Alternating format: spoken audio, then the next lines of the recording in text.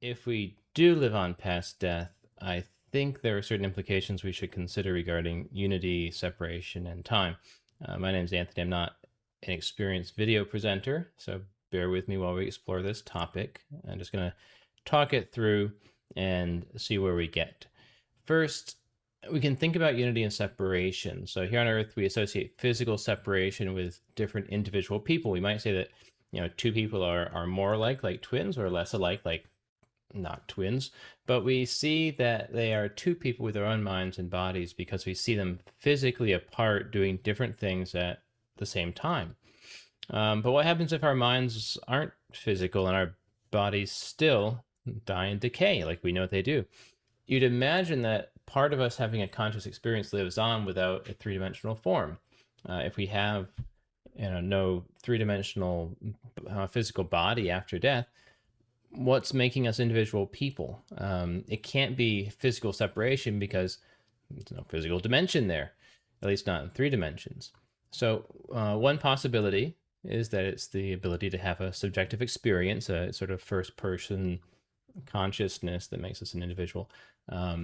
In this case, we'd have to say that separation is a function of similarity and orientation rather than physical distance. In the Hindu Bhagavad Gita, it says, he who serves me with love is in me, and I in him. That's extremely close to something that Christ says in Christianity.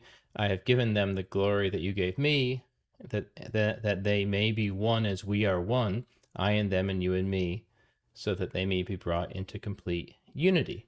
So it's this idea of connection while they're still individuals. In Judaism, we have this from Hillel. He says, make his will your will, so that he may make your will as his will. So it's saying, align with God so God can use you for his good purpose, essentially, or bring you into alignment with what's ultimately the good.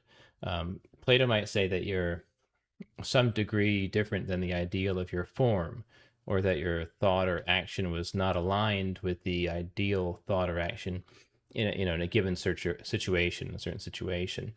Back in Christianity for a sec, Jesus regularly talks about his relationship with God the Father and his Father's relationship with him in terms of sort of like vines and branches and connected but individual, with the lesser relying on the greater.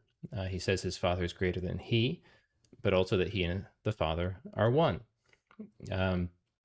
Some Christian doctrine positions him as the Word of God, and that in Genesis, God speaks the word, and through that word, everything else was created. If a word is true in this sense, then it's perfectly aligned with its speaker, and it carries the speaker's will and weight and intention and strength.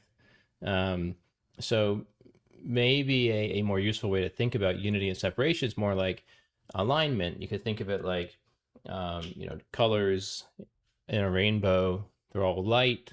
They all have a different frequency.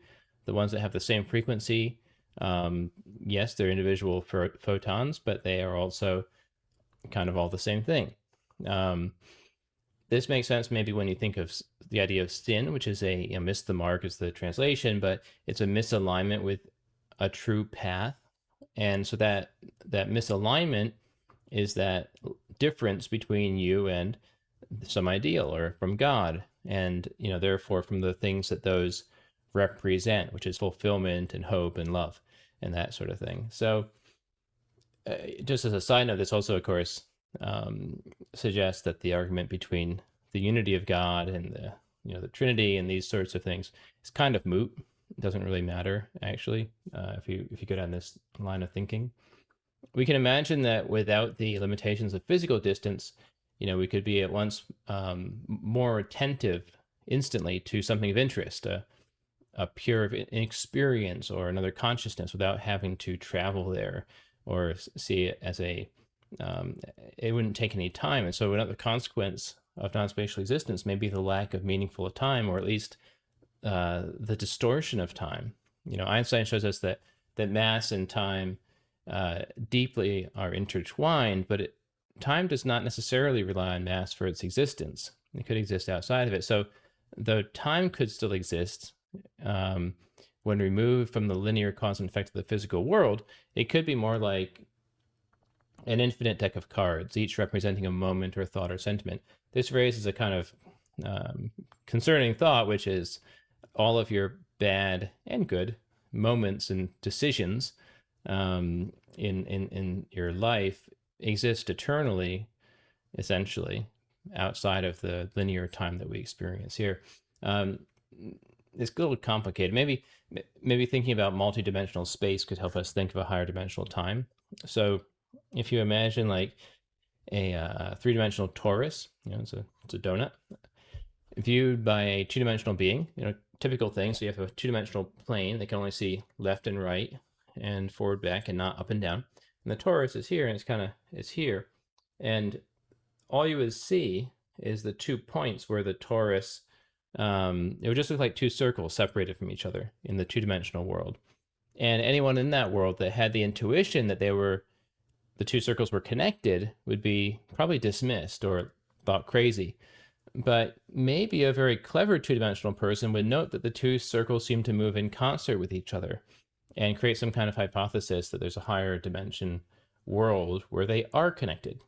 And they might even create a mathematical model to describe that relationship and start to prove it with science, which is, science is to explore the things that we intuit about the world. Now you can imagine that our linear time could be interacted with in a similar manner by a temporally higher dimensional being who'd be able to correlate events at different times with no obvious connection between them from our perspective.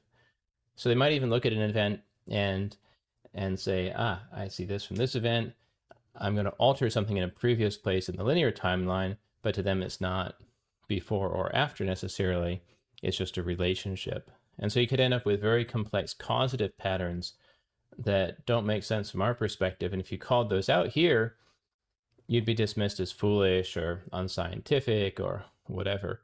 J.R.R. Tolkien writes beautifully about temporal ambiguity in Lord of the Rings, where when the heroes walk in the ancient elven forest of Lothlorien, let me quote, apologies for my pronunciation.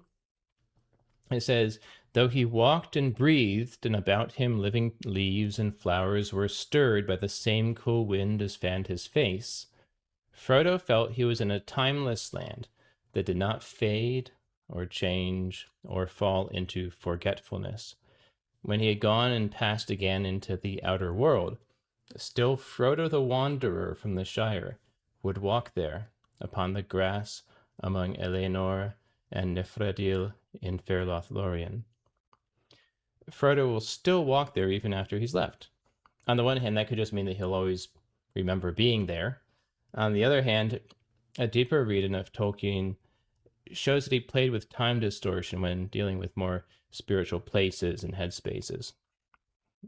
In the end, this is all just fun speculation, but it's worth thinking through what it means when we say we believe in God or a spiritual existence beyond this one, or even deny those, but say we believe in ghosts and other supernatural things, or we, pray to the universe. We have to hold ourselves accountable to the implications of what we intuit to be true and follow that to the end. I hope this has been useful to somebody, even if just to get you thinking.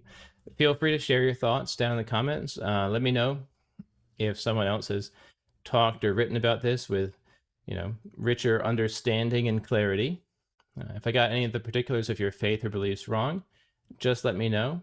Happy to provide a correction in a future video. But yeah, it'd be fun to see a deeper thinker's take on this.